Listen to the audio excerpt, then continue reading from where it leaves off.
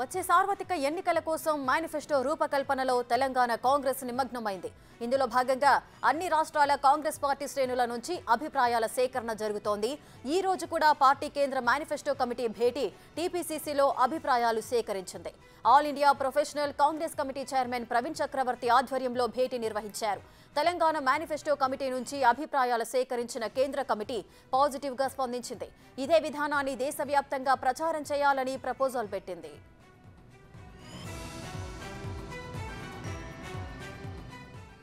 మరింత సమాచారం మా ప్రతినిధి రానా అందిస్తారు. రానా,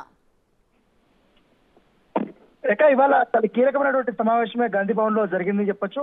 ఏదైతే సెంట్రల్ నుండి వచ్చినటువంటి మేనిఫెస్టో కమిటీ ఇవాళ TPCC manifesto committee chairman Duddela Sridhar బాబుతో పాటు వీళ్ళందరితో కూడా ఇవాళ భేటీ కావడం జరిగింది. ముఖ్యంగా రాష్ట్రంలో అమలు చేస్తున్నటువంటి పథకాలు ఏవైతున్నాయో ఆ పథకాల తీరుతెన్నులపైన కూడా వారు హర్షం వ్యక్తం చేయడంతో పాటు ఈ పథకాలు ఇతర రాష్ట్రాల్లో కూడా పెడితే బాగుంటుంది, మేనిఫెస్టోలో పొందుపరిస్తే బాగుంటుంది అనేసి కూడా మెజారిటీ సభ్యులు దాన్ని తీసుకున్నట్టుగా తెలుస్తుంది. వాటిని ఈ మేనిఫెస్టోలో చేర్చడానికి కూడా వాళ్ళు ముందుగా సంసిద్ధత వ్యక్తం చేసినట్టు తెలుస్తుంది. ఈ కార్యక్రమంలో తెలంగాణ రాష్ట్ర ఇన్ఛార్జ్ అయినటువంటి దీపదాస్ మనిషి కూడా పాల్గొన్నారు, రోజ్ చౌదరి కూడా పాల్గొన్నారు. వీళ్ళందరూ కూడా నిన్న యాక్చువల్ అయితే ఈ మీటింగ్ జరగాల్సి ఉంది, కానీ నిన్న కొన్ని కారణాల వల్ల అది పోస్ట్ పోయినది. ఇవాళ చాలా సుదీర్ఘంగానే ఇవాళ చర్చించడం జరిగింది. ఎందుకంటే గతంలో కూడా టీపీసీసీ ఆధ్వర్యంలో జరిగినటువంటి మేనిఫెస్టో కమిటీ మీటింగ్ లో కూడా అనేక అంశాలను కూడా తీసుకొని వచ్చారు. ఆ అంశాలు ప్రజారంజకమైనటువంటి పథకాలు తీసుకురావడానికి అది దోహదపడింది. కాబట్టి తెలంగాణలో అధికారంలోకి వచ్చినట్టు అలాగే కర్ణాటకలో అధికారంలోకి వచ్చినట్టుగా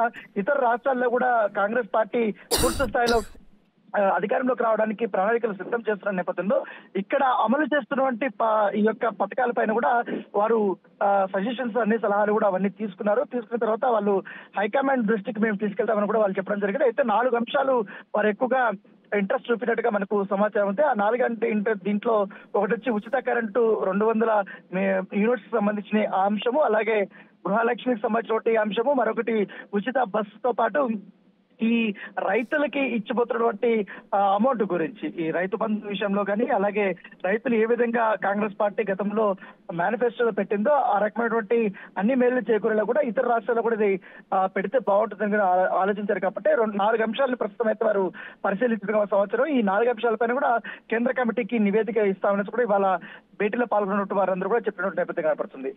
రైట్, థ్యాంక్ యూ రానా.